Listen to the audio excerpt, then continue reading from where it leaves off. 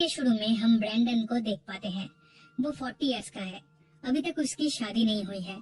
New York में वो अकेला रहता है। उसकी एक सिस्टर है सिसी, जो लॉस एंजलिस में रहती है।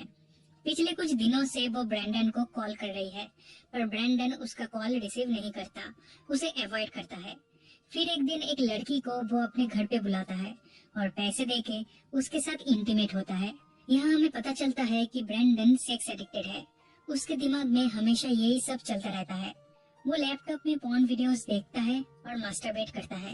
हर एक लड़की को वो बहुत ही गंदी नजर से देखता है। एक दिन वो अपने ऑफिस जा रहा था, तब मेट्रो में उसे एक लड़की पसंद आती है। वो उसे देख रहा होता है। वो लड़की भी उसे देख रही थी, लेकिन कुछ ही देर में वो समझ जाती है कि ब्रैंडन की इरादे कुछ ठीक नहीं है। नेक्स्ट स्टेशन पे वो उतर जाती है। ब्रैंडन भी उसे फॉलो करता है, लेकिन वो लड़की भीड़ में खो जाती है।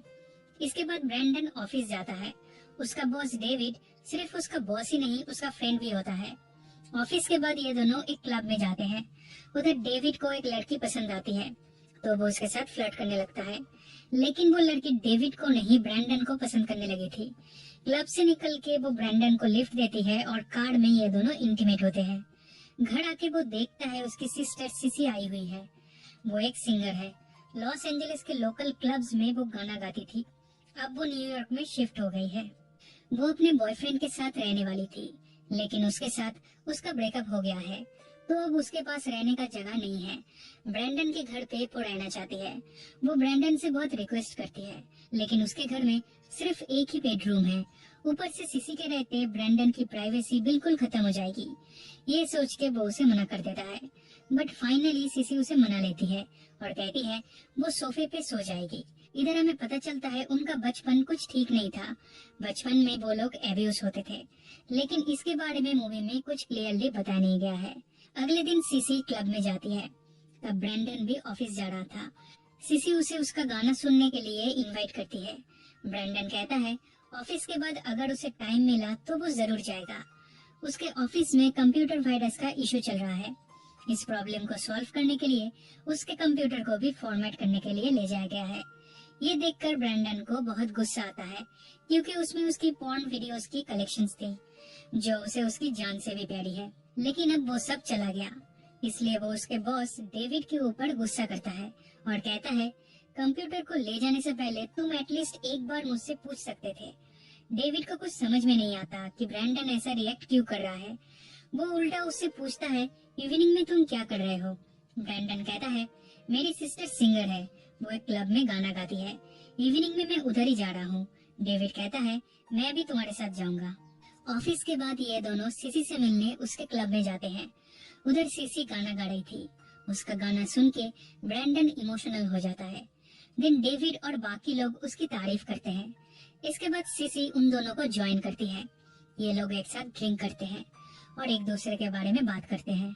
तब डेविड सिसी के साथ फ्लर्ट करने लगता है। ये देख के ब्रैंडन को गुस्सा आता है, पर वो कुछ रिएक्ट नहीं करता। फिर वहाँ से निकल के ये लोग ब्रैंडन के घर पे आते हैं और ब्रैंडन को बिना बताए डेविड और सिसी उसके रूम में जाकर इंटीमेट होते हैं। ब्रैंडन बाहर से उनकी आवाज सुन पाता है, लेकिन वो कुछ कर नहीं पाता, क्योंकि डेविड उसका बॉस है। अगर वो डेविड को कुछ कहेगा तो उसकी नौकरी जा सकती है, इसलिए वो चुप रहता है और जॉगिंग करने घर से बाहर चला जाता है। फिर जब वो घर वापस आता है, तब सिसी और डेविड उधर नहीं थे। वो जल्दी से बेडशीट चेंज करता है और सो जाता है। कुछ देर बाद सिसी उसके पास आकर लेट जाती है, लेकिन ब्रैंडन उस पर चिल्लाता है और रूम से निकाल देता है। अगले दिन ऑफिस में डेविड उसे अपने केबिन में बुलाता है। वो कहता है तुम्हारे कंप्यूटर में बहुत सारे पॉर्न वीडियोस थे, क्या तुम ऑफिस में दिन भर ये सब करते हो? ऐसा इस ऑफिस में नहीं चलेगा। ब्रैंडन कुछ जवाब नहीं देता, चुपचाप वहाँ से निकल जाता है। पिछले कुछ दिनों से वो उसकी ऑफिस कॉलीग मारियन के साथ फ्लर्ट कर रहा है। मारियन का डिवोर्स हो चुका है। ये जानने के बाद वो उसका फायदा उठाना चाहता है। आज रात वो उसे डिनर के लिए पूछता है। मारियन भी राजी हो जाती है। ऑफिस के बाद ये दोनों डिनर पे जाते हैं। उधर ये दोनों बहुत सारी बातें करते हैं। उनका इवनिंग अच्छा गुजरता है। फिर ये दोनों अपने अपने घर चले जाते हैं। घर आके वो मास्टरबेट कर रहा था, बट अनफॉर्चुनेटली उसकी बहन उसे देख लेती है, इसलिए वो उससे माफी मांगती है। पर ब्रैंडन फिर भी उस पे गुस्सा करता है और जो मर्जी उसे सुनाता है। सिसी अपसेट होके घर से निकल जाती है।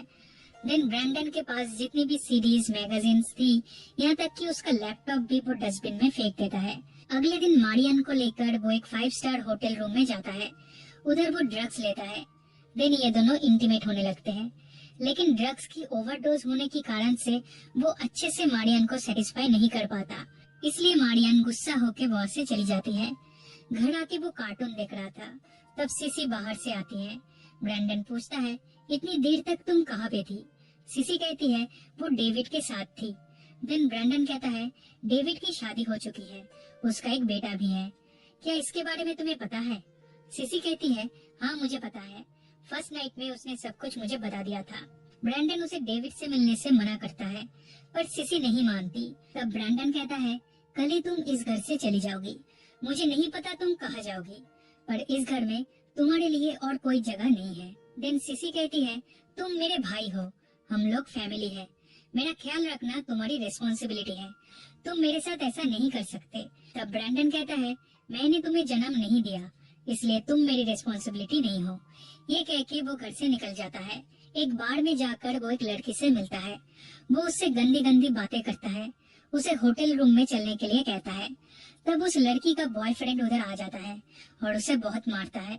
इसके बाद वो एक नाइट क्लब में एंटर होने की कोशिश करता है, लेकिन बाउंसर्स उसे गेट पर ही रोक देते हैं, क्योंकि क्लब ऑलरेडी ओवरक्राउडेड हो चुका था।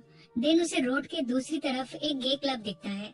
वो उधर जाता है और एक लड़के के साथ इंटीमेट होता है। वहाँ से निकल के उसे सीसी का कॉल आता है, पर वो रिसीव नहीं करता। सीसी बार बार उसे कॉल करती रहती है, पर वो उसे इग्नोर करता है। फिर वो एक चीप होटल रूम में जाकर दो लड़कियों से मिलता है और उन दोनों के साथ इंटीमेट होता है। अगली सुबह मेट्रो से वो घर वापस आ रहा था, लेकिन एक स्टेशन पे ट्रेन रुक जाती है, क्योंकि किसी लड़की ने वहाँ पे सुसाइड की है। ब्रैंडन को ये बात स्ट्राइक करती है। वो सीसी को बार बार कॉल करता है, पर सीसी कॉल रिसीव नहीं करती। वो भागते हुए घर पहुँचता है तो बाथरूम में उसे सीसी मिलती है। उसने सुसाइड अटेम्प्ट की थी, लेकिन उसकी सांसें अभी तक चल रही है। ब्रैंडन फौरन उसे हॉस्पिटल ले जाता है। कुछ देर बाद सीसी को होश आता है तो वो ब्रैंडन को देख पाती है। ब्रैंडन उससे माफी मांगता है और कहता है अब से सीसी का ख्याल वो रखेगा। दिन घर लौटते टाइम वो रोने लगता है। उसे अपनी गलती का एहसास होता है। उसे लगता है वो बहुत सेल्फिश है, लेकिन अब से वो खुद को बदलना चाहता है। उसके पास सिर्फ उसकी बहन सीसी है, वो उसकी फैमिली है और वो अब से सीसी के साथ ही रहेगा। इसके कुछ दिनों बाद वो फिर से ऑफिस जा रहा होता है। ट्रेन में उसे वही लड़की दिखती है जिसे हम मूवी के शुरू में देखे थे। ब्रैंडन दूसरी तरफ देख रहा होता है, पर वो लड़की तब भी उसे ही देख रही थी। अब वो ब्रैंडन के साथ फ्लर्ट कर रही है, लेकिन ब्रैंडन अब बदल चुका है। वो कुछ रिस्पॉन्स नहीं करता और इसी के साथ ये मूवी यहीं पे खत्म हो जाती है।